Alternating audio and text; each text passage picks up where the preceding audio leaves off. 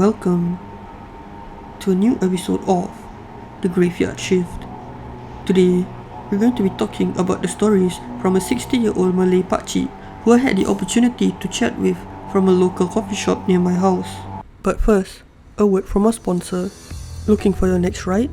Looking for a dealership that's dependable and trustworthy? There is no better place to look than Fox's Collection Automobile. Having transacted many happy worry-free customers with amazing after-sales, they also take great pride in providing their customers tip-top service and vehicles of the highest possible quality. They are dedicated to providing you with a unique positive experience wherever, whenever. For all your automobile requirements, put your faith in Fox's Collection Automobile, where excellence and dependability come together. Now, back to the video.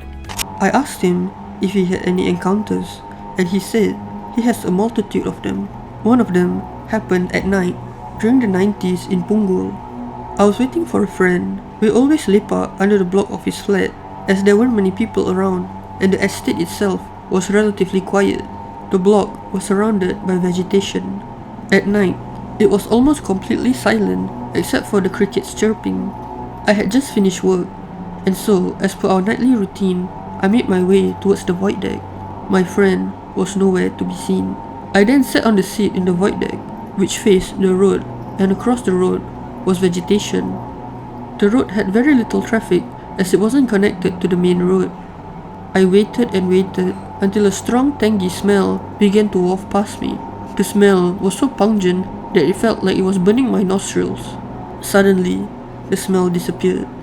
I didn't think anything of it at the time, so I just ignored it.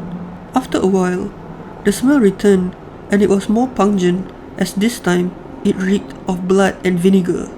That's when I noticed a ball of light floating across the road in the vegetation. I focused my gaze and went closer. The way it was flying almost looked like a kite. As the object flew closer, I noticed something resembling an intestine. That's when I stared and realized that it was a literal head with entrails below it. It was a Penanggal. It started to come closer, and without missing a beat, I ran like a madman. I ran until I almost fell. I muttered prayers and ran until I reached my block. Thankfully, it wasn't far. I did not wait for the lift in case the Penanggal was still nearby. I finally reached my door. My late mother opened the door, and I got the scolding of a lifetime. I never went to his block to chill ever again. Another story happened in his home. It happened just a few years ago.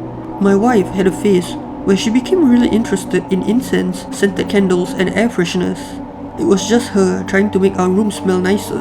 One day, she went to her favorite shop and found a new scent. It was a frangipani floral incense.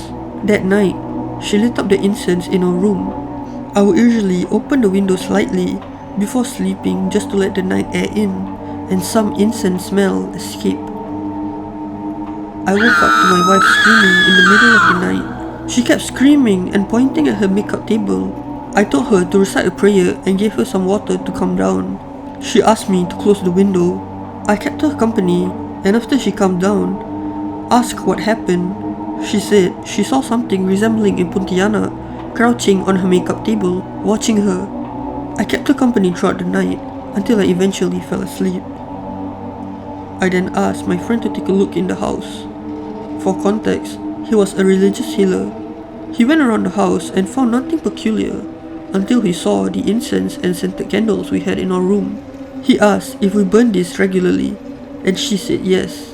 He asked which one did we burn last night, and my wife showed the floral incense she had used the night before. He then said that the smell may have attracted the Pontianak. He advised us to stop burning the candles and incense.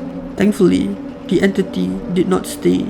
That is it for this episode of The Graveyard Shift. Hope you've enjoyed this video, and I'll see you again soon.